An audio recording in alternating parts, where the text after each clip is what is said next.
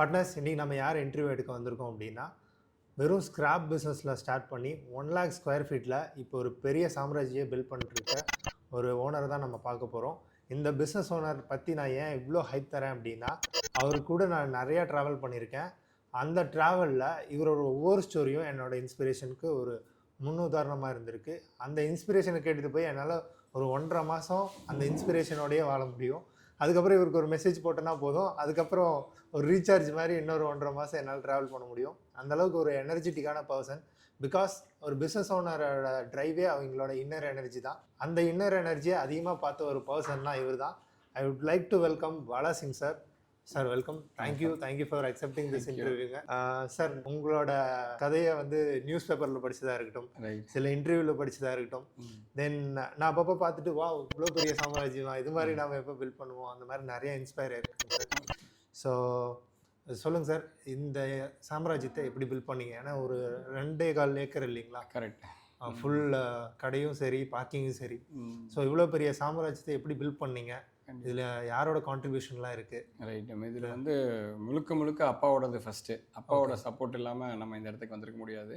முதல் சப்போர்ட் அப்பா தான். ஏன்னா அவங்க வந்து ஸ்கிராப் பிஸ்னஸில் அவங்க தொழிலை ஸ்டார்ட் பண்ணாங்க. ஈயம்பித்தாலைக்கு பேரிச்சம்பழம் அப்படிங்கிற வியாபாரம் தான் அவங்க ஆரம்பித்தது. ஸோ அவங்களோட 10வது ஃபெயில் ஆகுறாங்க. அந்த ஃபெயில் ஆகும்போது திருநெல்வேலியிலேருந்து ஊரை விட்டு இந்த ஊருக்கு டிஎன் பாளையம் அப்படிங்கிற பக்கத்தில் இருக்கிற ஊர் தான் வந்து அப்பாவோட ரிலேஷன் ஒருத்தர் கூட்டிகிட்டு வந்தார். அவர் மூலியமாக தொழிலை ஸ்டார்ட் பண்ணாங்க அப்பா. ஸோ அப்போ வந்து அவங்க பொருளை கொடுத்துருவாங்க. ஊர் ஃபுல்லாக போய் விற்றுட்டு நடந்து தான் போகணும். அப்பாவுக்கு வந்து ஒரு செருப்பு கிடையாது, அப்போது சைக்கிள் கிடையாது. நடந்தே வந்து ஒரு நாளைக்கு 30 கிலோமீட்டர் போய் வியாபாரம் பண்ணிட்டு வந்து அதை லாபத்தை எடுத்துகிட்டு அசலை வந்து அவங்களோட முதலாளிக்கு கொடுக்கணும். ஸோ இப்படி தான் அவங்களோட கேரியரை ஸ்டார்ட் பண்ணாங்க. ஸோ கிட்டத்தட்ட 10 வருஷமாக அதே லைஃப் ஸ்டைல். அந்த 10 வருஷத்தில் ஒரு 5 வருஷத்தில் அப்படியே நடந்தே ஜேர்னி பண்ணாங்க. அதுக்கப்புறம் டீ காஃபி எல்லாம் பார்க்க பழக்கம் இல்லை. ஓகே.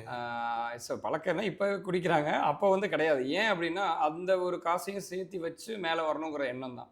ஸோ அந்த ஒரு 5 பைசா 3 பைசா கால்னா அந்த காசு இருந்த ஸ்டேஜில் 300 ரூபாய்க்கு சைக்கிள் வாங்கினாங்க முதல் டைம்.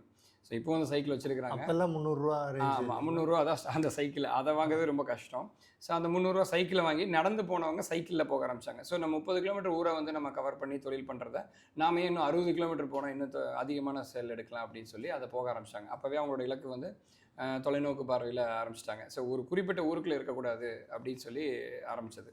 ஸோ அதுக்கப்புறம் அவங்க வந்து நம்ம எல்லா ஊராக போகிறத விட நம்மளை வந்து தேடி எடுக்க வைக்கணும் அப்படின்னு சொல்லிட்டு ஒரு கோபிச்செட்டிப்பாளையத்தில் ஹோல்சேல் கடையை வந்து ஆரம்பித்தாங்க. ஸோ அப்போ வந்து அம்மாவோட சப்போர்ட், அப்பா கல்யாணம் ஆகுது, அம்மாவோட சப்போர்ட்டில் அவங்களோட மொத்த நகையும் கொடுக்குறாங்க. அந்த நகையை அடமானம் வச்சு அந்த தொழிலை ஸ்டார்ட் பண்ணுறாங்க. ஸோ அந்த தொழிலை ஸ்டார்ட் பண்ணும்போது வெளியிலேருந்து அலுமினிய பாத்திரத்தை வாங்குவாங்க, பிளாஸ்டிக் பொருளை வாங்குவாங்க.